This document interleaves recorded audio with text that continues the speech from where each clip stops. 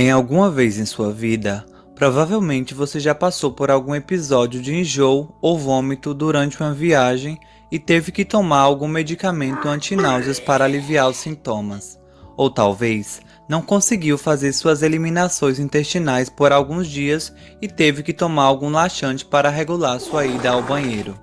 Mas você já imaginou o que acontece em seu corpo e como esses medicamentos interagem com as células do seu organismo, amenizando essas manifestações?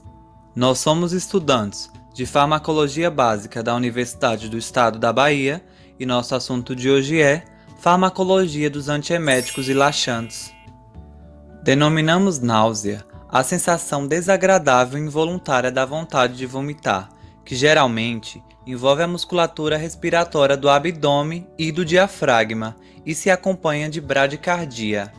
Já o vômito, ou êmese, é definido como o refluxo de expulsão forçada do conteúdo gástrico através do esôfago e da boca, sendo que a náusea precede a êmese e constituem manifestações sintomáticas de várias condições, fatores psicológicos, odores incômodos, indução por substâncias químicas, no caso dos fármacos eméticos, na gravidez, na obstrução gastrointestinal e na cinetose. Além disso, são efeitos colaterais indesejáveis de muitos fármacos clinicamente úteis, principalmente os fármacos usados na quimioterapia do tratamento do câncer e no caso dos pós-operatórios, nos casos dos anestésicos gerais, bem como as náuseas e vômitos podem ser sintomas de infecções bacterianas e virais. Essas reações do organismo mediam quimicamente a liberação de neurotransmissores, os quais participam da fisiologia da êmese, dentre eles a dopamina, histamina, acetilcolina, serotonina e substância P são os principais. Esses neurotransmissores transmitem sinais para localizações neuronais que participam do ato de vomitar. O centro do vômito, que se encontra na formação reticular lateral da medula, a ZGQ, por extenso, zona do gatilho quimiorreceptora, localizada na zona pós-trema do quarto ventrículo, e as fibras aferentes vagais do trato gastrointestinal, sendo que essas estruturas se comunicam e, inclusive, integram sinais neuronais vindos de outras localizações do sistema nervoso. Vamos supor uma situação. Uma pessoa ingere um alimento contaminado com toxinas de uma bactéria, desencadeando uma intoxicação alimentar e liberação de mediadores químicos, por exemplo, a serotonina nas células enterocromafins do epitélio do trato gastrointestinal. As fibras aferentes vagais, que inervam o trato gastrointestinal, vão então levar esse estímulo para a zona de gatilho quimiorreceptora, e este, por sua vez, ativa o centro do vômito, coordenando o ato físico da êmese. É importante destacar que a zona de gatilho quimiorreceptora, além de receber sinais das fibras aferentes vagais vindas do TGI, recebe também estímulos do labirinto do ouvido interno, através do núcleo vestibular, o que explica, por exemplo, a crise de enjoo que algumas pessoas têm quando viajam, a cinetose. Além disso, a zona de gatilho quimiorreceptora possui uma barreira hematoencefálica altamente permeável e é capaz de detectar agentes eméticos e substâncias químicas tóxicas na corrente sanguínea facilmente, e por este motivo é o principal local de ação de muitos fármacos antieméticos. Outro fato interessante é que o centro de vômito, além de receber estímulos diretamente das fibras aferentes vagais do trato gastrointestinal e da zona de gatilho quimiorreceptora, recebe também estímulos corticais superiores. Essa zona percebe as visões, cheiros desagradáveis e repulsivos e podem, portanto, estimular o centro de vômito. Antiemético é o termo dado à classe de medicamentos que tem como foco evitar e tratar náuseas e vômitos. E como eu disse, Há muitos neurotransmissores que participam desse processo.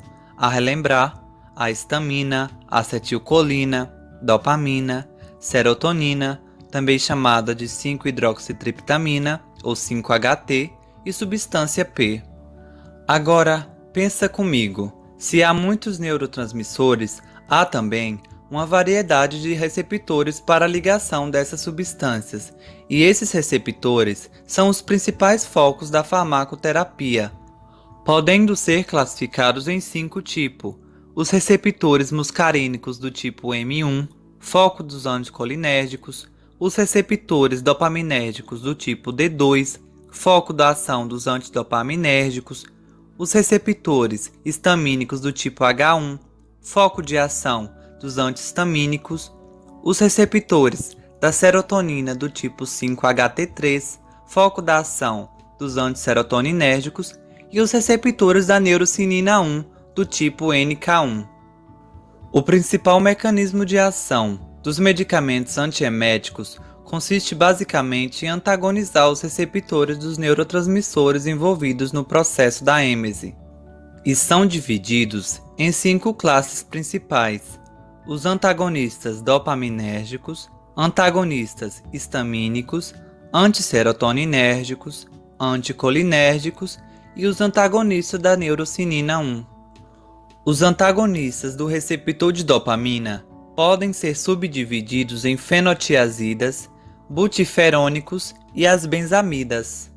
Os fenotiazidas, também chamados de antipsicóticos fenotiazídicos, são indicados em manifestações mais intensas de náuseas e vômitos, como em pós-anestésicos, pós-cirúrgicos e nos tratamentos radioterápicos e quimioterápicos, e atuam principalmente como antagonistas dos receptores D2 da dopamina na zona de gatilho quimiorreceptora, mas também bloqueiam receptores de histamina H1 e muscarínicos do tipo M1. Os principais efeitos adversos são reações extrapiramidais, como distonia e discinesia tardia. Sedação pode ocorrer com muita frequência, assim como hipotensão. Entram nessa classe a clocorperazina, a prometazina, tietilperazina, clorpromazina, perfenazina, trifluoperazina. Além disso, elas podem ser administradas por via oral, intravenosa ou por supositório. Os butiferonas também são antipsicóticos com ação antiemética, antagonizando o D2 na zona de gatilho quimiorreceptora, e assim como os fenotiazidas, têm efeitos semelhantes quando usado na êmese induzida por quimioterapia. Fazem parte dessa classe o levomepromazina, droperidol e haloperidol. E por fim, os benzamidas, que têm como destaque a metoclopramida e domperidona, que são antagonistas dos receptores D2 e atuam sobre a zona de gatilho quimiorreceptora, mas apresentam outras funções adicionais, como a ação periférica sobre o TGI, aumentando a motilidade do esôfago, do estômago e do intestino, e por isso que é tão usado no tratamento do refluxo gastroesofágico. Um fato importante é que a metoclopramida, ao contrário da domperidona, atravessa a barreira hematoencefálica e, por isso, produz alguns efeitos adversos extrapiramidais. Ambos os fármacos são dados por via oral, têm meias-vidas plasmáticas de 4 a 5 horas e são eliminados na urina. Os antagonistas histamínicos do receptor H1, muito eficazes contra a cinetose, pois bloqueiam o receptor H1 no sistema vestibular, que está diretamente relacionado à ativação do centro emético. Os agentes farmacológicos antihistamínicos incluem difenidramina, dimenhidrinato, meclizina, cinarizina e ciclizina, e os principais efeitos adversos incluem sonolência e sedação em altas doses. Os antisserotoninérgicos ou antagonistas seletivos dos receptores 5-HT3 são muito usados na êmese pós-operatória e quimioterápica. Dentre os agentes dessa classe de drogas, temos a ondansetrona, ganisetrona e dolazetrona, e estes atuam na zona de gatilho quimiorreceptora.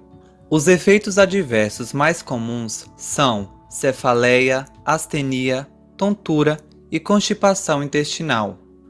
Os anticolinérgicos, por sua vez, têm como principal fármaco antiemético a escopolamina ou iosina. Seu mecanismo de ação é antagonizar os receptores muscarínicos do tipo M1, e seu uso é feito principalmente na prevenção e tratamento de cinetose. Além disso, ela pode ser administrada por via oral ou em adesivo transdérmico. Seus efeitos adversos são xerostomia ou boca seca, sonolência e visão embaçada. E por fim, os antagonistas da neurocinina do tipo NK1, que causam a inibição da substância P no sistema nervoso central e periférico, indicados em vômitos induzidos por quimioterapia e no pós-operatório. Seus efeitos colaterais mais comuns são fadiga, tontura, dor abdominal, anorexia, soluços e pode ocorrer a diarreia. Os principais fármacos dessa classe são o aprepitanto, administrado por via oral, e fosaprepitanto, sendo que o último é um profármaco do primeiro e é administrado por via intravenosa.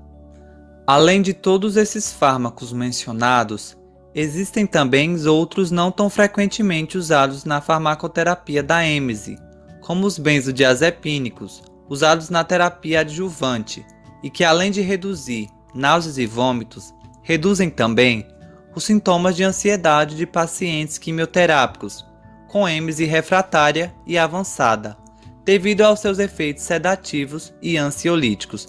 O lorazepam, diazepam e alprazolam são os principais representantes dessa classe. Temos também os glicocorticoides, principalmente a dexametasona, que pode controlar a êmese, especialmente quando induzida por fármacos citotóxicos. Seu mecanismo de ação ainda é desconhecido na literatura, porém, ela é muito usada em conjunto com fenotiazínico, como o ondansetrona. E por fim, os fármacos alternativos de canabinoides, usados em pacientes resistentes a outros medicamentos que fazem quimioterapia. Os principais medicamentos aqui são a nabilona e o dronabinol. Os mecanismos de ação desses fármacos também não são claros, e diversos estudos sugerem que os efeitos antieméticos seja resultante de sua ação nas células enterocromafins do trato gastrointestinal e sobre os terminais colinérgicos. Uma anamnese e exame físico completos, assim como exames complementares e um diagnóstico diferencial adequado, são fundamentais na avaliação, prescrição e administração de medicamentos de paciente com sintomas de êmese. Além disso, é imprescindível avaliar se não há algum quadro obstrutivo concomitante, visto que pacientes com quadro obstrutivo, além dos vômitos, estarão presentes também a dor abdominal intensa, distensão abdominal, náuseas e o sintoma principal, a obstipação intestinal. Portanto, lançando mão da terapêutica dos laxantes no tratamento dessa condição. E são esses fármacos o nosso segundo tema de hoje. Os laxantes são denominados como medicamentos que promovem a defecação e melhoram a obstipação. A constipação intestinal é extremamente comum na população em geral, e embora apresente quadros leves e transitórios, muitas vezes sem a necessidade de usar medicamento, podem ser debilitantes e representarem doenças crônicas e graves. E é definida como evacuação dolorosa e insatisfatória, muitas vezes com uma frequência irregular.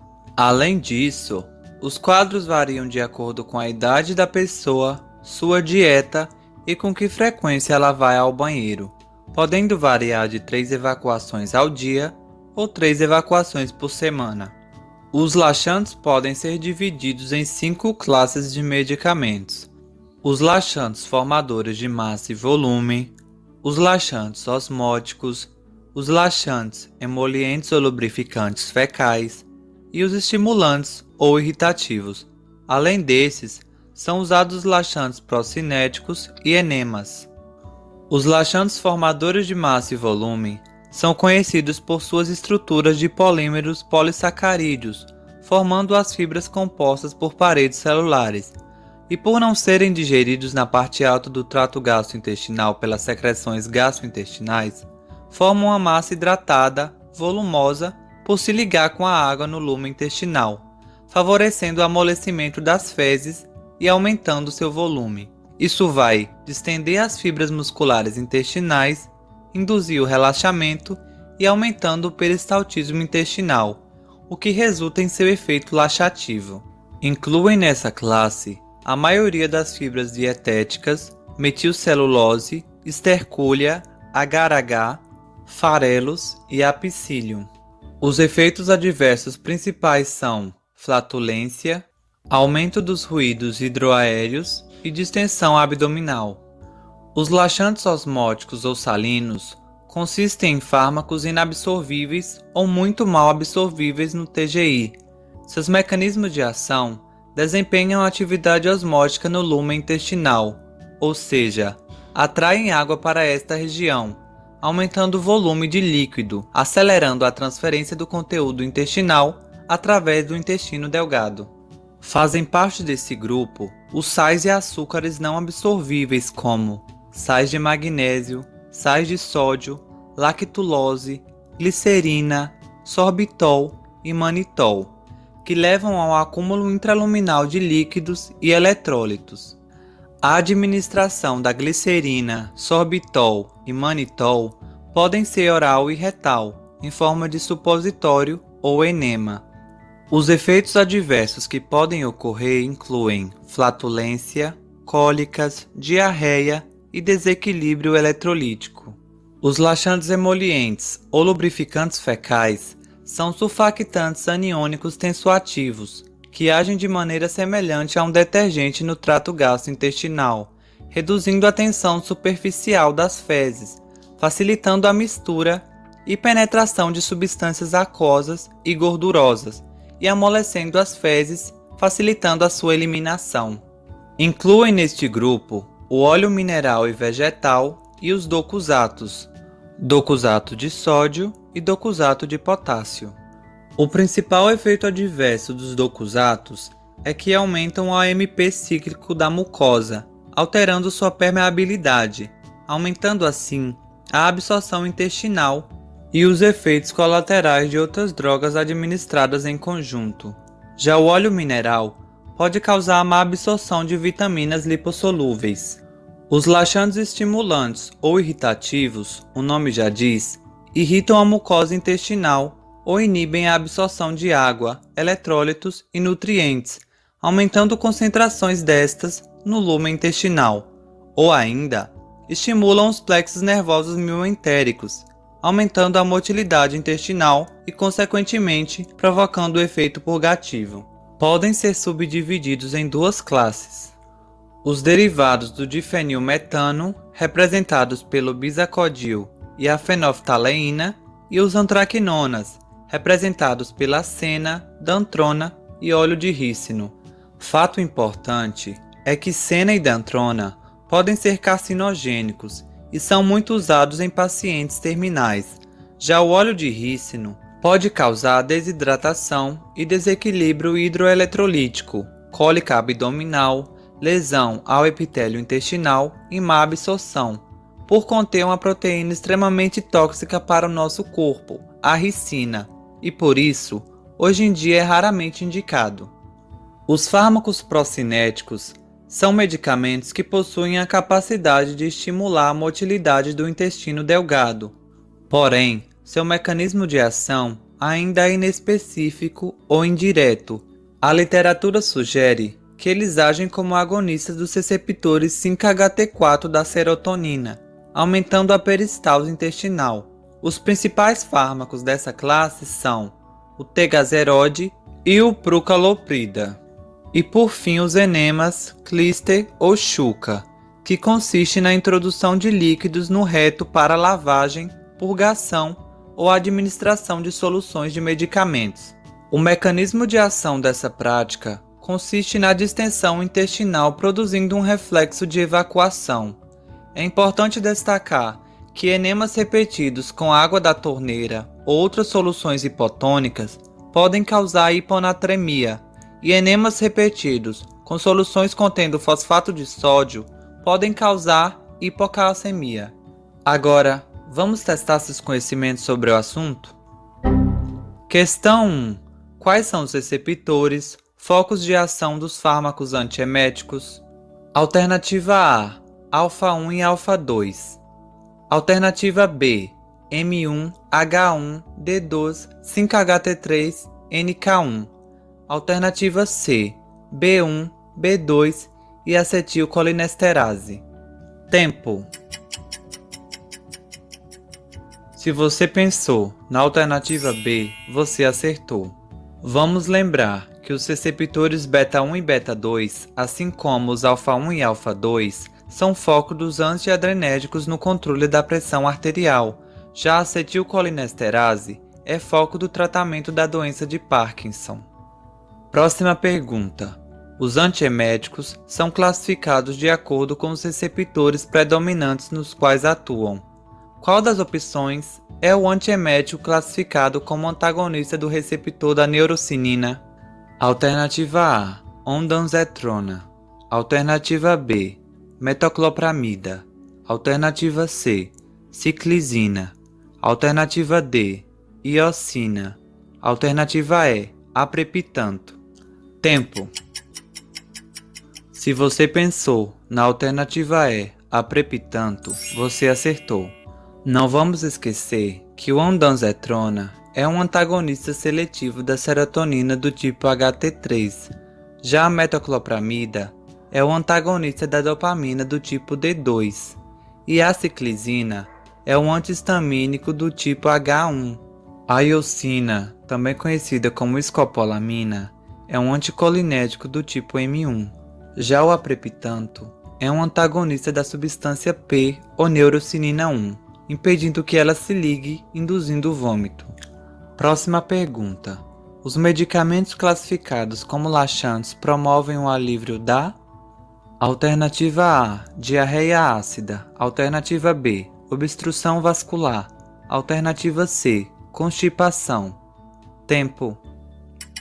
Se você pensou na alternativa C, você acertou.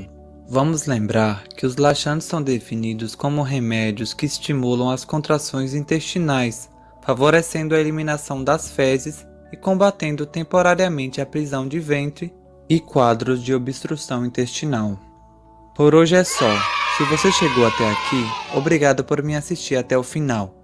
E se gostou do vídeo, curte e compartilhe com seus amigos e estudantes de farmacologia. E só lembrando, não esqueça de ingerir bastante água e fibras alimentares no seu dia a dia, para prevenir constipações e idas irregulares ao banheiro. Tchau, tchau!